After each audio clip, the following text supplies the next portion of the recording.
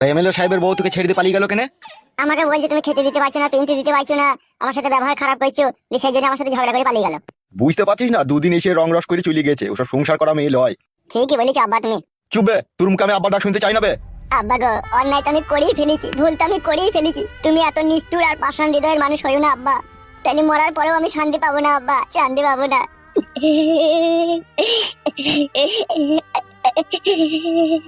চুপ চুপ চুপ। আমি কোনোদিনও ভাবিনি আব্বা আমার জীবনে এইভাবে ঝড় তুফান নেমে আসবে।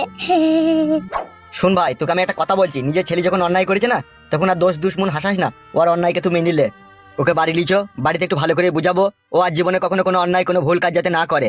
সেটা ওকে বলি দেখ, আর কখনো যাতে অন্যায় না করে ও। শালা হারামির মুখ দেখলি কেমন একটা ঘৃণা লাগছে আমার। শুন ফুটো, তুই জীবনে এরকম অন্যায় এরকম ভুল কাজ আর করবি না, ঠিক আছে? না না বড় চাচা, আবার এ কাজ করি আমি? মাথা খারাপ তোমাদের? ওই একবারই শীতলায় পা দিয়ে পিছলে পড়লাম, এটাই আমার কোমরের খিল ছেড়ে গেল। মান সম্মান ইজ্জত সব শেষ করে দিলাম। আমার গ্রামে তুললি আমাকে মাথা হ্যাট করে চলতে হবে। শালা জীবনে কিছু করার আগে একবার দুবার ভাবতে হবে, না ভেবে কোনো কাজ করাটা উচিত নয় বে। অন্যায় তো হয়েছেই আব্বা, কি আর করবো বলো। বেশ ঠিক আছে, এখন তুই চ আমার বাড়ি চ। আমার মনে বলছে আব্বা আমাকে কোনো ক্ষমা করেনি, আব্বা যেভাবে তাকিয়ে আছে। কি রে, ছেলেটাকে ক্ষমা করে দে না, ছেলেটা নাইলে একটু অন্যায় করেছে, এরকম অন্যায় হাজার হাজার ছেলে দুনিয়াতে করছে। ক্ষমা কর, ক্ষমা কর, ক্ষমা করতে শিখ, ভগবানও তোকে ক্ষমা করবে। কি আর বলবো আমি, বল, বলার আর কিচ্ছু নাই, যা করার তো করেই দিয়েছে। সেই জন্যই তো বলছি গো আব্বা, ক্ষমা করে দাও কেন? তোর লেগে আমার এই জীবনে আমি কত অপমান সহ্য করেছি বলতো, তারপরে